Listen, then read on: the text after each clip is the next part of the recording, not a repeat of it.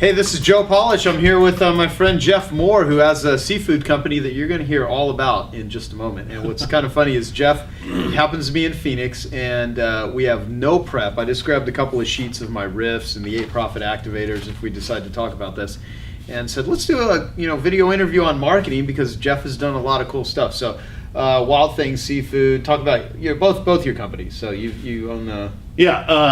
International Pacific Seafoods is a company that's been around for about 35 years. My family bought it back in 1999.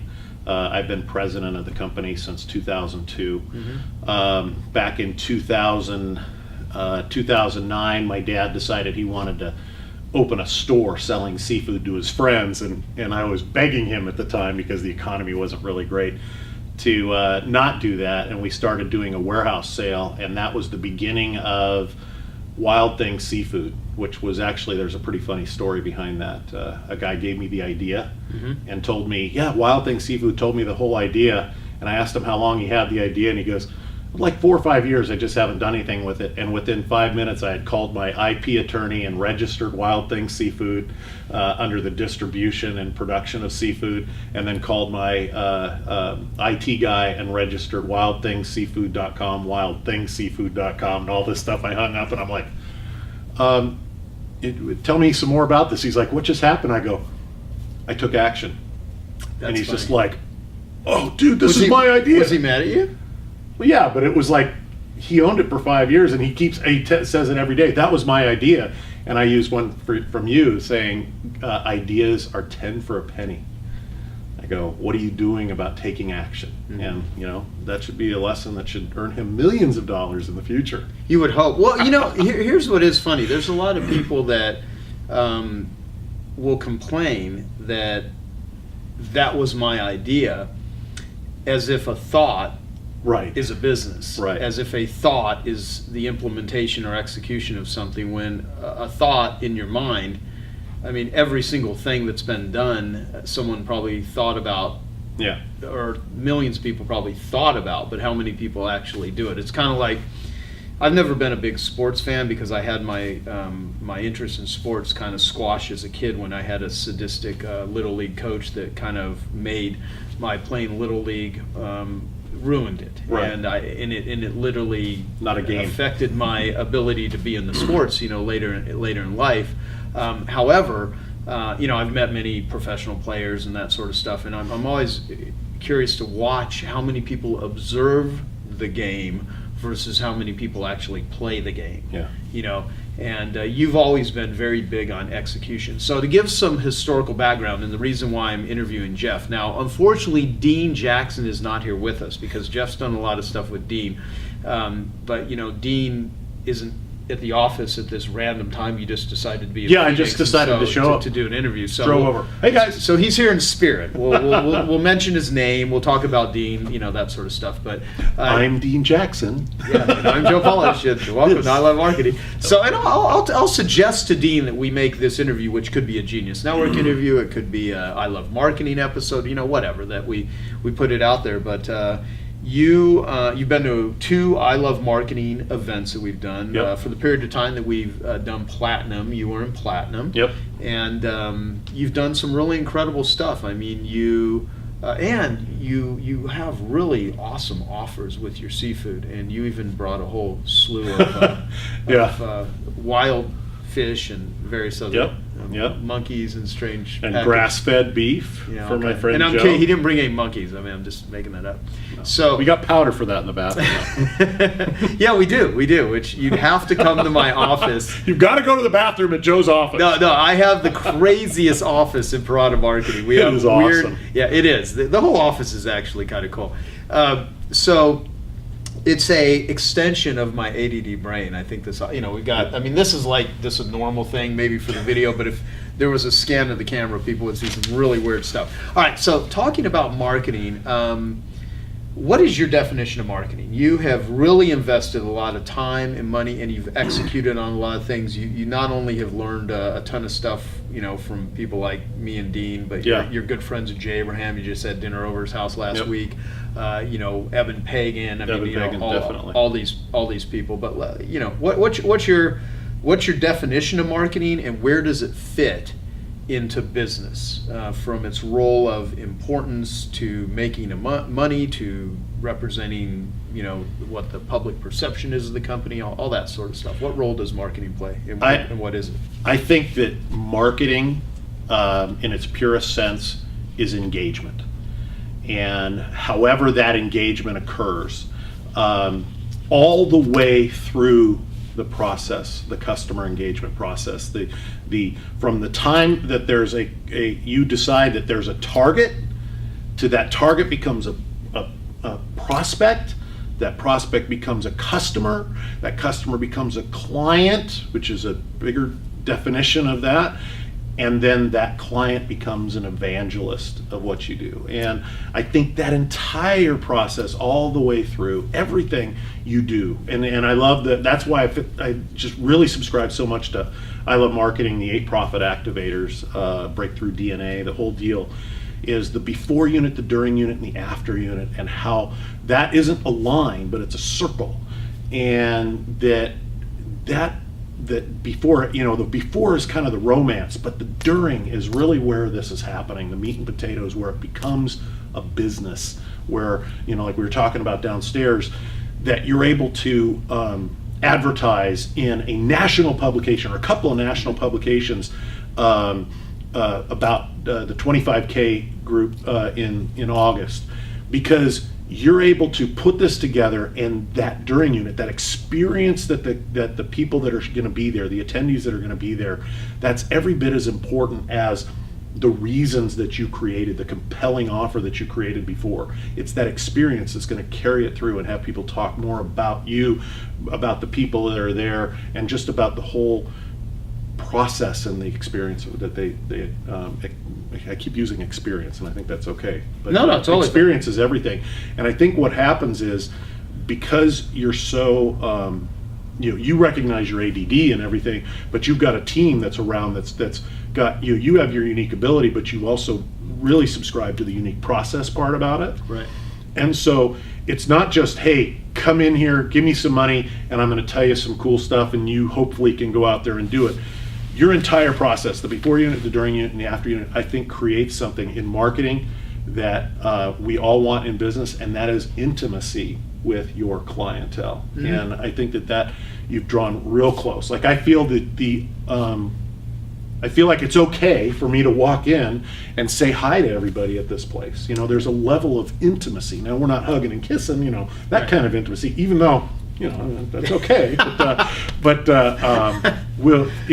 there's this level of intimacy that there's a connection there. And I think marketing and that engagement creates that connection and makes you part of me, and makes me feel like I'm part of you and your organization. Right. There's I had a guy named Jeff that I did a lot of coaching with early on in my career. We were running coaching programs in the late 90s, and his name was Jeff Smith. And I had him at one of the 25K meetings early on when I started 25K, and we were talking about running coaching programs and how to deliver a coaching program, and how to have people stay in a coaching program, and how to create value in a coaching program. And people that were in the room were, there was a conversation about, how do you get people to stay? And, there's a lot of people that run continuity coaching programs that use a lot of tricks and tactics, and of course I talk about stick strategies, and, and a lot of people think the engagement is trickery or the right copy or whatever, and sometimes it is. The problem with that is it's very short-lived, because people aren't stupid. They can find out relatively quickly if it's just if it's hype, or if there's some real substance to what someone's. The peek under the curtain, they go, oh. Yeah, exactly.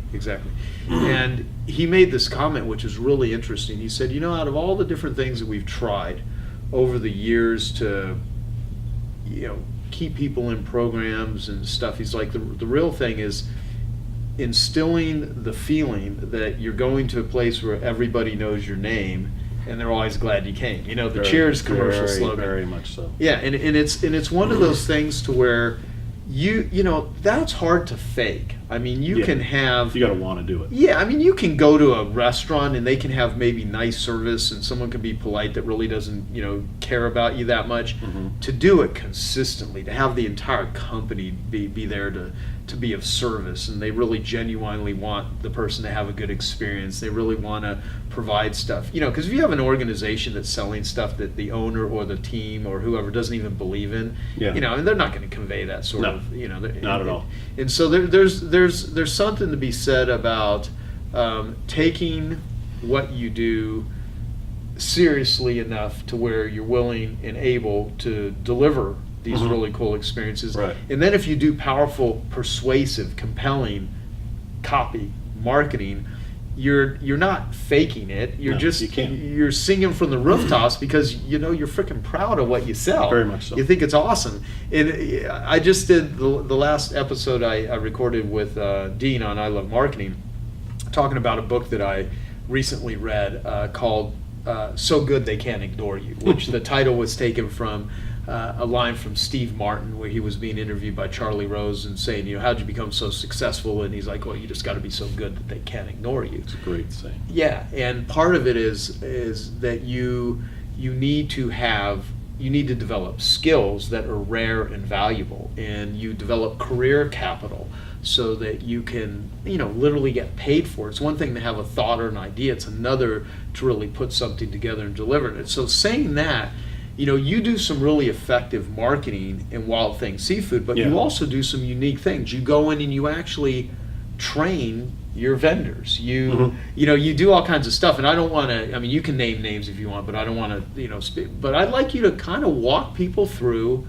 what you do and how you do it. What have you done that has been a game changer, that has made you money, that has created bonding and relationship and engagement with your clients? And what are some mistakes that you've done? I'd love to cover both of those in our conversation today. Just, let's talk about some best practices, some best strategies, and let's talk about some lessons. Well, first and foremost, the money-making thing, there's things that have made us money in the past, and to me, completely unsatisfactory to my level of expectation. As far as what I've learned, what I've implemented, what I've done, I first and foremost, I don't know if I just grew up with this, but I sincerely have, and you know this too, a genuine, authentic love for people and the energy, like a positive energy thing. Right. And I love to make people feel that they can achieve new things. I like to be out of the box. I'm an out of the box thinker, but I like to be, that intimacy thing goes back. I think that one of the first kind of engagements that we had was I was sending you over some seafood so I could introduce my company.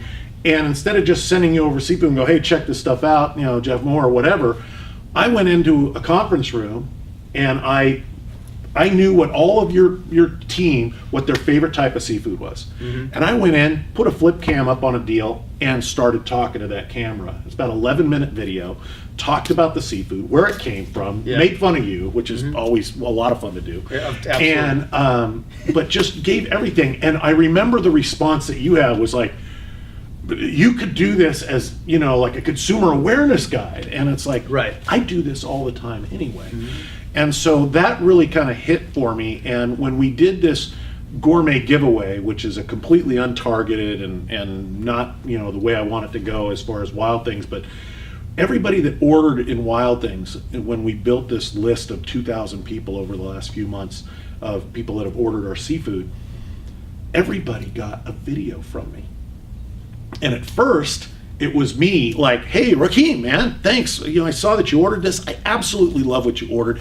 You ordered the Wild King salmon. I want you to know that this is caught hook and line off the boats of Southeast Alaska. And, and I would explain it. And I'd explain what's going on and how we believe that the best way for us to share our experience is to give it away for free. And that's exactly what we're doing. I mean, there was a thing, but I used their name. And it was like, whoa. But then that became, and as I'm sharing it and talking to Dean about it, he's like, when does this become a thing when you get 2,000 orders in a day? And I'm like, So then I started to do it not with the name, but make it still very personable and look in the camera and things. And that was convertible, but not nearly as exciting as when you use somebody's name in it. And so I learned that to be able to do that. And then I'm starting to get people in the breakthrough mastermind deal saying, record a bunch of names and stick it in there. That's just so not me. It's the connection, it's the energy. It's the thing on Thanksgiving Day when I look at my text and it's you and Renee hiking, and you're saying, I don't even know what you eat on Thanksgiving. Okay, is it seafood? Is it what is it? That meant the world to me. And if I know that means the world to me, I'm sure that's special to everybody. And I know that, as far as a network, as far as you're not building a network of people because you have this thing in your mind going, network is good, network good. No, you love people. You like connecting people. You like helping people. And to me, I think that is the ultimate. To become somebody's trusted advisor, to become their friend and trusted advisor, to me is the ultimate position that I can have, whether it's with my business, whether it's my family, my friends, anything is something that really gets me going. I started my mastermind group, Thursday Night Boardroom, because I had all this video and I just wanted to share it. And then it just all of a sudden is built into this group that's got 90 members in it, and they all come every other Thursday, and 90 don't come, thank God, but it's that love of people, that energy that we get from people. But seeing the stuff that you've done, seeing the power of the mastermind. I'm just going to fumble around with this pen here while you talk. The power of the mastermind that you taught me, and that was the thing that we did last year, was I worked with a major broadline distributor, and I'm a tiny bit of this broadline distributor. I'm $25 million. They are a $42 billion corporation. So, they're doing $2.2 billion worth of seafood. I can't even, they can't get the janitor to open the back door for me. But as I started to look at the power of the mastermind and bringing a group together that has, similar thoughts and similar passions, I put a mastermind group together of 6 suppliers. We call the Gang of 6, and we put this group together. We met at this distributor's home office with all their executives going, what are these guys doing? And all of a sudden I was able to put this mastermind group together of suppliers, and some of them competitive suppliers, where I had to kind of keep the glue. I was the glue that kept it together. And it was a 2-day mastermind, and now I'm running a mastermind group of suppliers that act as one, and it's a $650 million group, not just a $25 million group. And so I learned that at Platinum. I learned that bringing like minds together is just as powerful as things can be. But just the engagement part, really being sensitive. I think Wyatt Woodsmall was the guy that said, when you can articulate the needs, desires, challenges, fears, and aspirations of the other person, not better than they can to themselves, but not better than they can to you, but better than they can to themselves. Right. You have passed the tipping point of becoming that person's trusted advisor for life. And then all you have to do is continue to add value to the relationship, and they will eagerly receive it for life. And I was like, that's my motto. Right. I have another one that's learn to teach, teach to know and share with passion. And that one's like a bumper sticker over my door, but it's every breath I take. It's stuff and I think that you're probably, I know you're this person. You're learning something, not for the consumption of Joe Polish, but you can't, as a guy with ADD, you can't learn stuff for the consumption of Joe Polish. You are literally listening to this saying, I'm going to share this with Peter. I'm going to share this with Dean. I'm going to share this with Jeff. I'm going to share this with somebody. You're learning it, and you're obligated to learn it on behalf of somebody else. And I think that to me has always been a big driver for me. Again, making money on this stuff, I think that you can get so big and grandiose. I was telling these stories to Jay Abraham, and he's like, man, these are all great ideas, but can you assign a dollar figure to it? Well, no. And he stopped me. He goes, this is going to sound really weird coming from me. And I said, what? He goes, if you can't assign a dollar figure to your activities and these really cool plans and this way to bring people together, he goes, you have a business plan based in arrogance, because this is now about you and it's not about what you're driving. And so at that very lunch, I learned that all business, since the beginning of business ever, has one overriding purpose. Take away all the fancy stuff and all that kind of stuff. Every business has one overriding purpose, and that is to drive new, increased, and or more profitable consumption of our product or service. And if that is irrefutable, and we understand that that is it, then at the core, we all share a basic common language. And so I had a meeting today down the street here with a big time VP at this place, and we talked about that. And then we were able to talk about the 3 challenges. And then I was able to even pull out the R question, and use that. And this meeting, I left and my VP was with me that I took to the airport before I came back here. He goes, man, he goes, I'm your biggest fan. And he goes, that was the best I've ever seen. And I'm like, literally, as a lifelong learner, I'm able in my mind to go, that was I Love Marketing episode 111. That was the 10x talk deal from this one. Right. This was this, and I'm able to catalog this stuff, but I learned it to share it. That's great. And that's been probably the best thing, is to learn it to share it.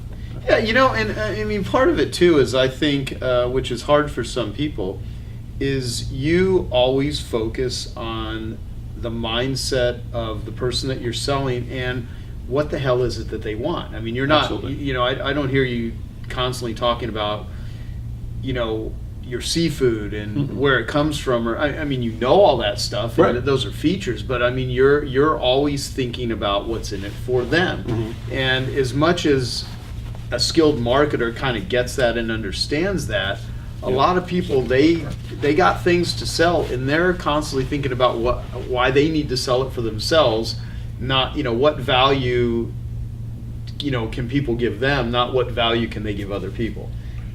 Well, yeah, and I think that from that point, and again, this is something that I learned from you, I learned it from Eben, I learned it from Core Influence, from Frank. On the back of my card, I was talking, there's 5 questions. And these questions, everybody's like, oh, there's seafood questions, this is a different card. But Yeah.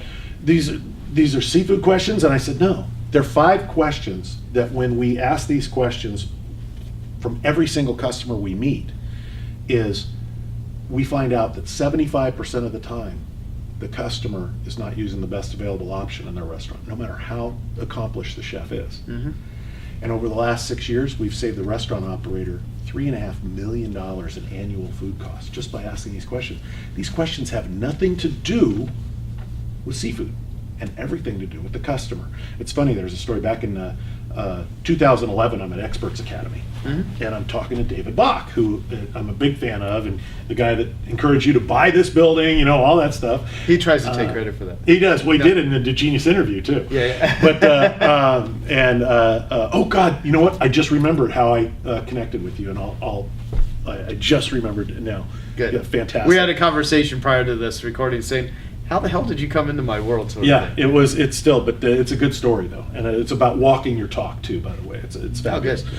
So I give my card to David. Jeez, give my card to David Bach. It's hard to remember his name. He's only got 12 New York Times bestsellers.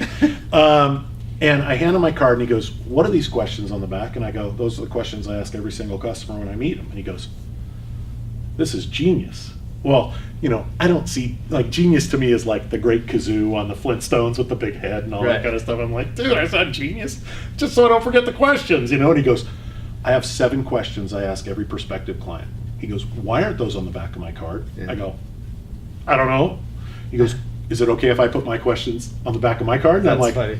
yes. For a licensing fee. Yeah, it's not prior art, buddy. And he's just like, and we had a great conversation, and we talked about the stickiness of coaching, and you were just talking about. And he goes, Yeah. what would you suggest? He goes, I'm going through a change in my coaching.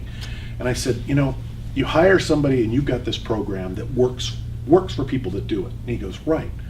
I go, so it works? He goes, right. I go, where are the people when you give them that program? And he goes, what do you mean? I go, where are they mentally? I go, you could explain this great program and what it's going to do for them, P90X, what it's going to do for you, right? Losing weight. It's not about losing weight. It's not about any of this stuff. It's about the things you have to do. And I go, David, when you hand them this program and this coaching program and stuff, they might not be ready for it. And so they might be thinking you're building this big, entertainment center, cool thing that's going to have my TVs and my whatever in there and all this kind of stuff. But all of a sudden you show up and you give them a box from IKEA that they have to build themselves. They're not there yet. It's Right. going to stay there. And so it's meeting the customer where they are. Yeah. No matter what you've got, Very good point. boom, get them there and say, oh, hey, look, see that brown thing? Don't step on it. It's going to make your shoe smell. Right. And then you keep going. And so it's meeting customers where they are is without a doubt the greatest marketing strategy. But again, you can't fake that. You can't Right. walk in there and you can't, well, I'm here to meet you. I care about you. It's like, say that shit, man. Right. Well, and the beauty of technology, I think one of the advantages, there's many disadvantages of over communication. I think most people don't admit just how much of a complexity keeping up with email and all of the different Right. eye candy that's available, from a million different sources. Oh, yeah. There's so much interesting stuff out there. The one thing is, like, it's harder these days to be a fraud. It's harder to deliver crappy service Right. and not get found out quickly because of reviews and because of how people talk. So I think keeping things in check. And I was just in Costa Rica. I've got Right. quite a few mosquito bites on me right now. And it was interesting because we would go out to, a couple times we went out to restaurants, so that we had a full staff of people waiting on us hand and foot, and they were amazing people, and the food they were making was awesome. But anyway, we went out in this little town, and most people are on island time. I mean, they're just Yeah, no taking doubt. forever to greet you, taking forever to bring you menus, taking forever to, everything. Like, they're very slow. This is Joe on free days going, TikTok! No, but I'm saying, like, it would be like 3 weeks if you waited quick. Yeah. It took a long time. And I made this comment to Renee. I said, I go, and how many? There were like 4 different places that like supposedly had credit card machines, but they were broken. And I'm like, you all have smartphones. Get Square. I mean, Yeah, how hard is exactly. this, right? And the thing I was like going, so there are places where it doesn't matter. You can Right. still, have to be like fabulous. But the analogy I came out of it is like, if there was anyone, and I'm sure they're there, but we didn't experience any of this, where they literally just served people quickly, like they would greet them, they had their act together, they had like anywhere near like just a 4 seasons service attitude, how they would just dominate. I think, maybe not. They'd be called a foreigner. Yeah. You're not here, get out. Yeah, but it was also, but the point I made is like, in business, you don't have to be like the best in the world. You simply sometimes just have to show up. You just have to be a little bit better than your competitors. And what I'm always surprised by is that a lot of people in business, they act as if it's so damn difficult to deliver a good service. Yep. It really isn't. No, I mean, it's a most people process. suck. I mean, It's so funny you talk about being just a little bit better than the next guy. I have a friend that's in our mastermind group, and he is a hugely successful attorney. I mean, 7-figure guy. He's never worked more than 25 hours a week. So we got names for him, and they're not happy names. Right. But his whole thing, ever since he was in college, was I'm just going to be 10% better than the average guy. And it's like, Right. And in that he became the best in the world at what he does. But it was just that, and you're right. It's just, this is, you want to be served the way you want to be served. I want to be communicated in a way that it's compelling, as Dean will use. And I think that they're all prepositions, but it's at, to, or with. yeah. And it's like, are you talking at them, to them, or with them? And at them gets clicked, deleted. Mhm. To is like, if this is important, yeah, I'll probably read it. With, it's like, oh man, I got an email from Joe. Cool, man, what's going on? Okay, cool. Or hey, this didn't come from Joe, but it came from Rochelle. But you know what? I like what he's doing here. Yeah, and so it's at, to, or with. And it's like reviewing your copy and saying, is this at, to, or with? The thing that drives me crazy is when people send an email to somebody and say, everyone, and they use this big third person Right. crowd thing. Those emails, you might send 1 million emails out, but those are all one at a time conversations. Don't treat them like you're standing on a stage. Yeah, At, exactly. to, or with. Where is this communication? Yeah. So. Yeah, no, that's awesome. So let's talk, like, you handed these business cards, you got some questions, and, this is very tactical, but I think it's worth mentioning, okay? So you've got a business card here for Wild Things Seafood. And, of course, you have wildthingsseafood.com as one of your URLs. And you have an offer, and I remember when you were going through Platinum, you Would really you like a describing, your free offers and how, creating irresistible offers. So a couple things. For one, it says try us for free right now, and then you actually have registered freeseafoodandsteaks.com. Now, what is that all about? Let's walk people through, and I know this must suck for you because this is kind of as explaining a marketing strategy. We're also promoting your free seafood and steaks. Great. .com, which is gonna suck for Free you. seafood and steaks is something that's an evolution still. It is definitely based on the would you like a cookie right out of the before units. Oh, let me mention that for if someone has never listened to I Love Marketing, has not read our report Breakthrough DNA. Exactly, that's a good. It's a good way to Breakthrough DNA, which is available at ilovemarketing.com. There is a process of, and see, we've got the 8 profit activators. So I'll read them to you real quickly, just so They're you're. awesome. Profit activator number 1: narrow your focus and select one target market at a time. Profit activator number 2: use direct response, not image, but direct response offers to compel prospects to call you, like you're doing here. Not convince, but compel. Yep. Activator number 3 is patiently and systematically educate and motivate prospects to meet you when they're ready. Activator number 4 is present your unique service offer in a way that makes it easy to get started. Profit activator number 5: deliver a dream come true experience designed from your client's perspective. Profit activator number 6: provide after sales service even after you've already been paid, meaning once you got a check, you actually still need to continue to care about the person if you want them to come back. Profit activator number 7: nurture lifetime relationships and focus on lifetime value. And profit activator number 8: orchestrate referrals by giving your clients the opportunity to feel great. Now, these all encompass the before, during, and after units of your business, which every business has. And so you've got free seafood and steaks, and one of the things was, you're talking about the cookie. You need to just go look up the episode on, I think if you just type in cookie on the search box, they can find that episode and all. Number 70, yeah. Would you like a cookie on steroids is the one that we did on that one, for sure. So you've constructed that. You've tried different variations of it. So a couple things. I mean, many people would be scared to do an offer like that. But and again, like you mentioned, it's still a work in progress. Oh, yeah. What I've learned about marketing, it's always a work in progress.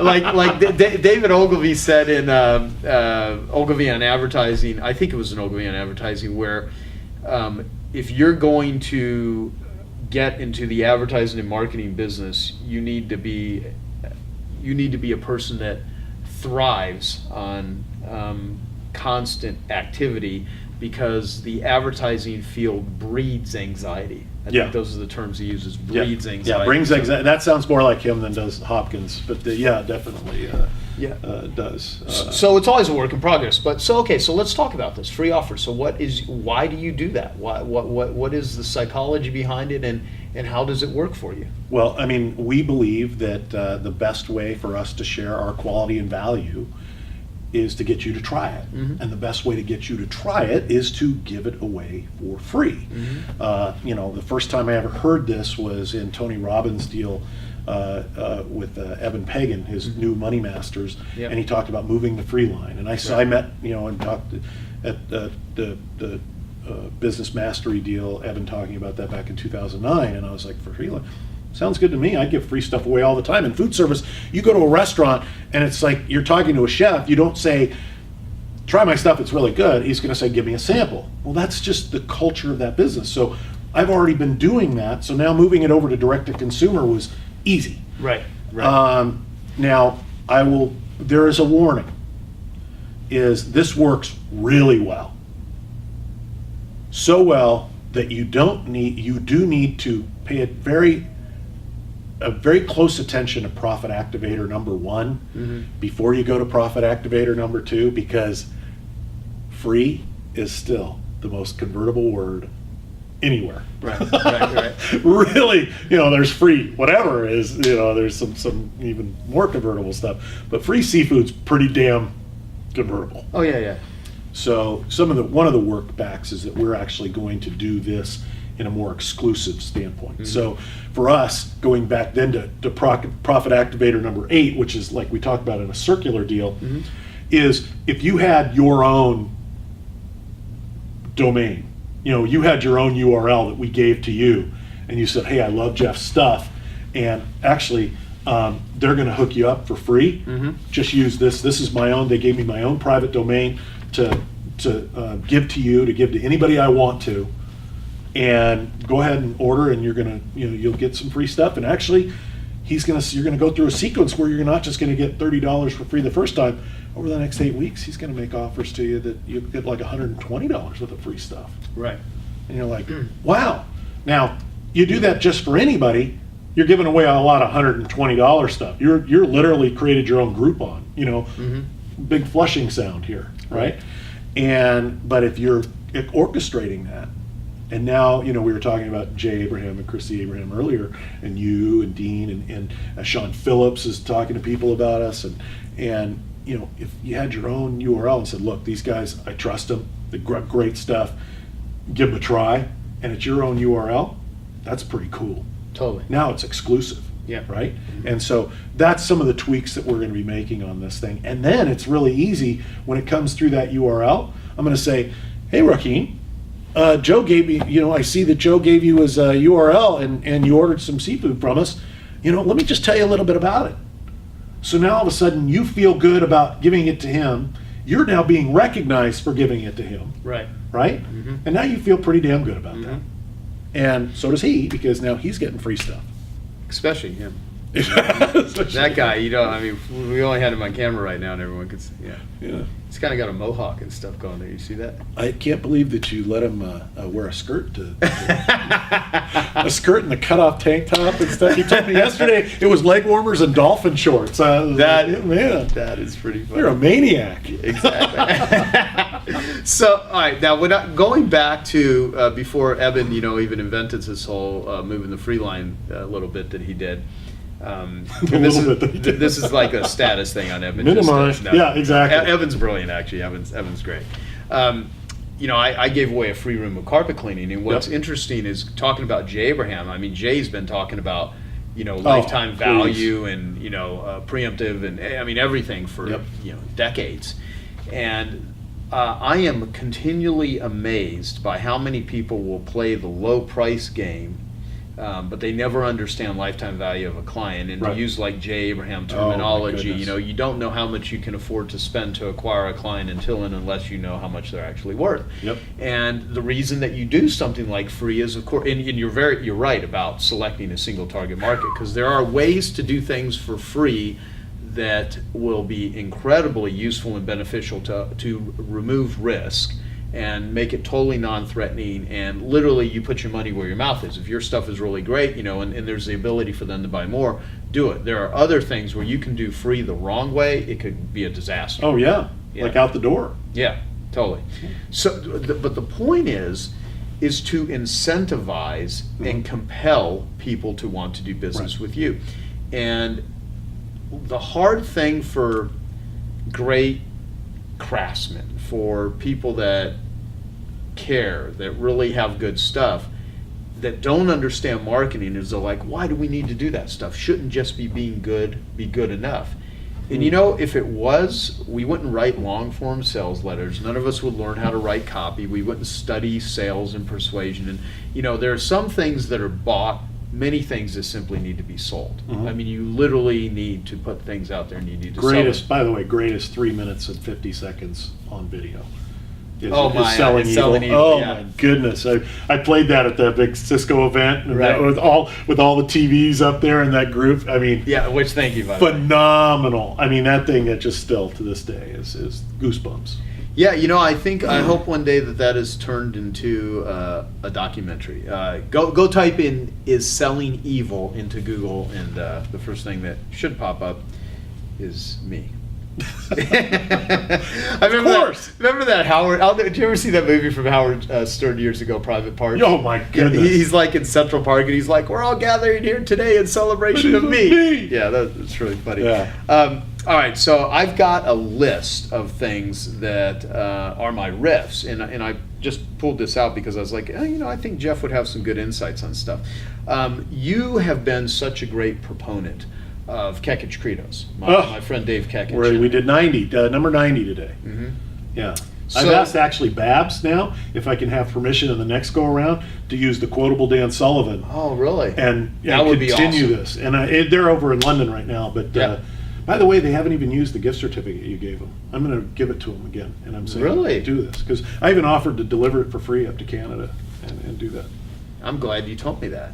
Yeah, and she says, I don't know what to order, and I said, well, let's pretend it's tomorrow, and we just finished making a dinner for friends last night. Mm-hmm. What would you have had to have served to be happy with what you ate last night? So use the art. She's like, great. Oh, let me mention this too. We'll come back to Dave Kekich in a moment. Babs, Kekich, who runs Strategic Coach, is Dan Sullivan's partner and wife. Basically, they have the R factor question at Strategic Coach, which is the relationship question. The result. Sometimes they call it the result question, and it's basically the question goes: if we were to meet, a year from today, 3 years from today. What needs to happen both personally and professionally for you to feel happy with your progress? And it's a way for you to basically identify someone's dangers, opportunities, strength, what it is that they want. Mm-hmm. And it allows you to open up the door to have a relationship. And when someone does not want to have a relationship with you, either because they're just not a right fit or you don't have the proper rapport with them, they won't answer the question. Right. And when I first heard them say that, and it's a brilliant question. Oh, really are you kidding? I use it all the time. Yeah, and there's a book that Dan Sullivan wrote called The Dan Sullivan Question, which you can get at strategiccoach.com. Me and Dan even did an episode at 10xtalk.com, 10xtalk.com, where you can actually. You should just listen to all of them because they're all good. Immediately useful. and honestly, not because I'm on there, because Dan Sullivan is a genius. Yes, true. That is true. So yeah, the R factor question is really good, and I wanted to mention that because you did mention it earlier, and I want anyone that's like, what is he talking about there? So going back to Dave Kekich. Dave has been paralyzed from the chest down for over 30 years. In spite of that, the guy has just overcome incredible obstacles, has managed to work out. He's almost 70 years old, and he's in great physical shape. That picture you just recently took, was that just recent? That was less than a month ago. Good Lord. No, the guy's in incredible shape. Yeah, awesome. And he's in a wheelchair. And, some people are like, I don't have time to work out. I can't work out. I mean, Please. The guy can't walk. I mean, he can't feel anything below his chest. And so he's quite an inspiration. And he's someone that if I find myself whining about stuff or presented with what I think are, difficult obstacles, some way to give myself perspective is, I ask, what would Dave Kekich do? Yeah. Yeah. And so he wrote these 100 credos that for years I've handed out, and they contain more wisdom. In my car. I give them out all the time. Yeah, they're great. So talk about those. Why do you share them with your Thursday night boardroom, and why do you talk about them? I actually started. It was such a I was so inspired by it, and it was so meaningful to me. And I announced this at the I Love Marketing. I got a little teary-eyed, whatever. Mm-hmm. That I was sharing them with my family and my kids, and it was, and my wife, and it was, what does this credo mean to you? And how are you going to apply this to your life? And that was really important to me. And it was like, okay, I'm sharing it with these 5 people, mm-hmm. and I'm like, I'd really like to get people's impressions on a grander scale. And so I started doing it on Thursday Night Boardroom on our Facebook deal, and do it every weekday without fail. And no matter where I am. as long as I've got a computer. And I started sharing it, and I just, every day, instead of just, hey, I'm sharing this out there and whatever, I have to actually read it, copy it, make it, I'm commenting on it, and it literally, I'm watching this kind of, create shifts in my life, because it's changing my environment, it's changing my mindset, every single thing. And Kekich credos to me, what those are, and credo just is belief, is so important. Those types of things that can very gradually shift our identity into our best self. And Right. I just think that he's done that. I think you're just a champion of that. And can I mention how we met, or how we came together? Yeah, totally. So I'm listening, and I'm a huge fan. Ever since Brian Tracy taught me this, I'm like, at one point I thought I was Nightingale Conant's #1 customer, and and I saw, and I'm a huge fan of the interview medium as one of the greatest. It is the greatest tool for learning ever. And so, because you're experiencing it with the person instead of them talking at you or to you, it's with you, and you're in it. And I just think it's the greatest medium. And the Genius Network series is tremendous. And that's just, to me, is just awesome.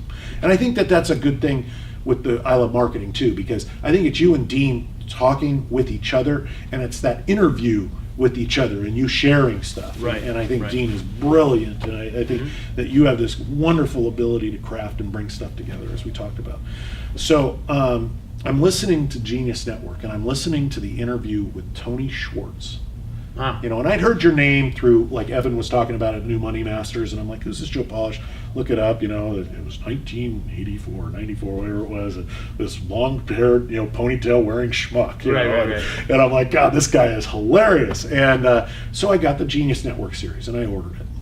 And I'm listening to the interview with Tony Schwartz. And I thought, when he was talking about anticaluthia and the entailment of the virtues and all of these things, I was just so amazed. And I was a huge fan of his book, The Powerful Engagement. And I was like, I'm sharing this with the boardroom. This is it. Learn to teach, teach to know, know and share. Share with passion, And so I'm sharing it. So I look at the CD. I'm driving. I remember I was driving up from San Diego. I'm on Commonwealth in Fullerton, approaching Harbor. I know exactly where I was. And I call this phone number, and Gina answers the phone. And I'm like, I want to buy like 30 of these CDs. And she's like, well, let me see just a second. And, we'll give you the rights to it for whatever, it's small. And I'm like, you're kidding me. And she was so helpful and so genuine and so authentic and so caring. And I'm like, wow, I'm not talking to a phone bank here. I'm not talking to somebody somewhere that doesn't care. And it's just like, email, name, number, whatever. Right. I was literally, truly talking to somebody that I felt like I was talking to friends. And from that point on, it was like, this is the real deal. These guys are the real deal. I'm a huge fan of hers, and I'm a huge fan of the guy that's created the culture that's put this through. And so that's been my thing. I've emailed you from Brussels, Belgium, and all these places. Joe, there's too many posers in this group, man. Let's interview them and see if they're implementing and throw their asses out. Right. I became part of it. You made me feel a part of it, and I think that's been Well, special. No, So thank you. No, and you've been great too, because you don't just sign up for stuff, you participate in stuff. Yeah, it's not intellectual entertainment, as Jay says. Right.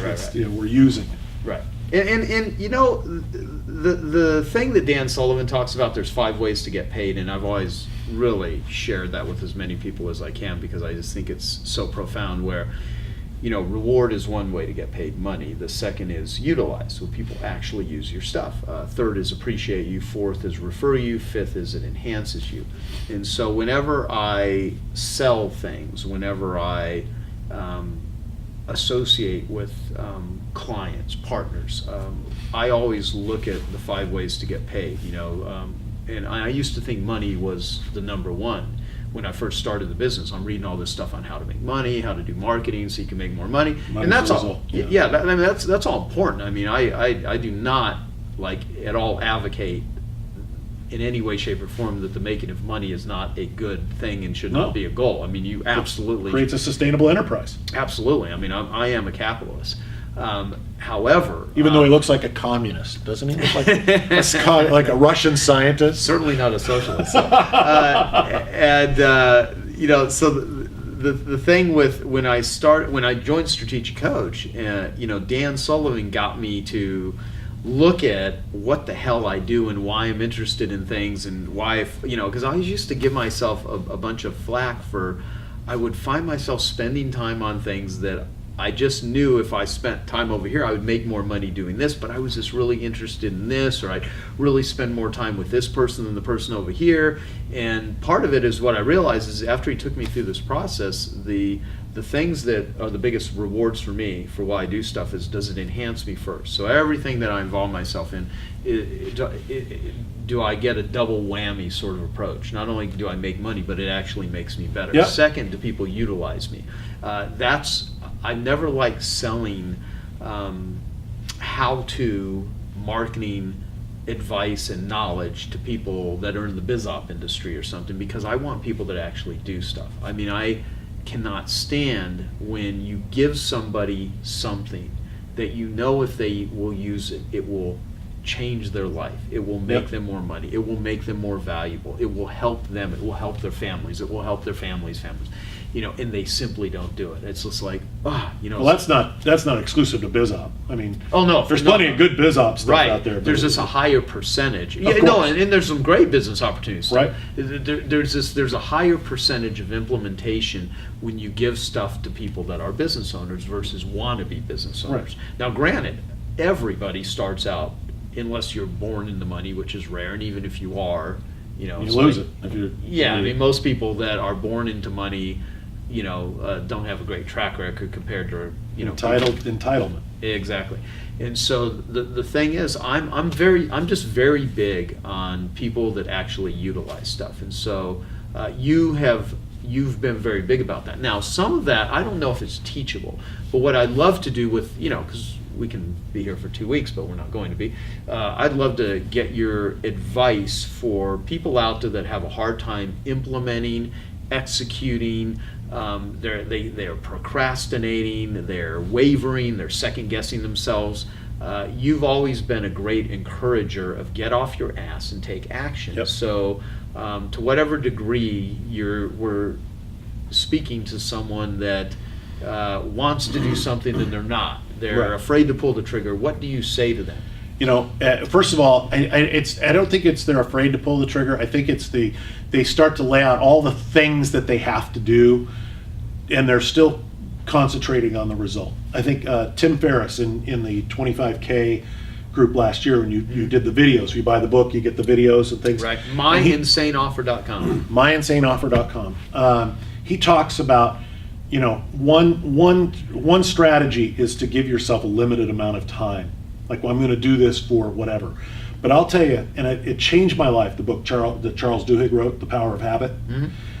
One thing that you can do, not for 21 days, one thing that you're going to do for the rest of your life. Mm-hmm. One thing.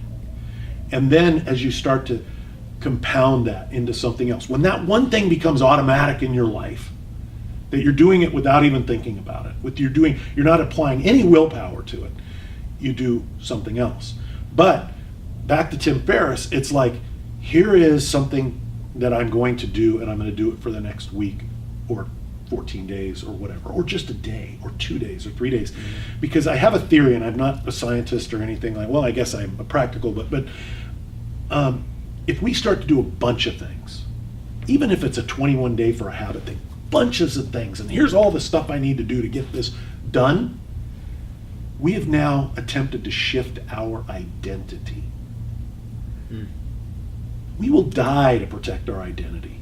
We will die for our identity. But if we do one thing at a time, in little tiny bites, and we start to shift over, right? Our identity changes as our environment changes. And everybody's like, get out of your comfort zone. You don't think of your comfort zone as something you've got to get out of. It's just change where you are. And so you're now dragging this basically 300-pound little hula hoop with you. Right. You're stepping out of it but you're still taking it with you. Yeah. And so it's start with just one thing. I'm going to start with this one strategy. What's the one thing? You always did this when we were here. What is the one thing you're going to do with Yeah. this? What is the one thing before we leave, before we even leave this conversation? What can you do right now? Yeah. What phone can you call? What can you do? How can you do this? And I think if you just start with one thing, everybody's like, no, but there's so many things. I got to lose so much weight in 90 days. You just start with one little thing. You're going to look back 90 days from now, and it's going to feel like a quantum leap. Right. But right now, it's so excruciatingly small. We talk about that 10% change or that 5% change, but over time, it Totally. becomes this massive thing. And so one thing, what is that one thing? And you talked about, there's so many different things I could have been doing. And Evan quoted Wyatt the other day, Wyatt Woodsmall, saying, it's the thing you're doing when you're not doing what you're supposed to be doing that's the problem. Right. So getting back when you talk about, choosing one target audience, choosing that highest value thing. Recently, and again, from stuff I'm listening to you, what are those highest value activities? 3 of them, just 3 of them. And now if somebody's working for you, what can we implement in a unique process that's going to take 2 of those away? So you can really just the one that you said, the one thing. And if we can just concentrate on that one thing that becomes the regular part of our life, and now that's the one thing that we always do no matter what, we could do it differently, right? Yeah. It's that's how you test and move forward for the result. But it's the one thing.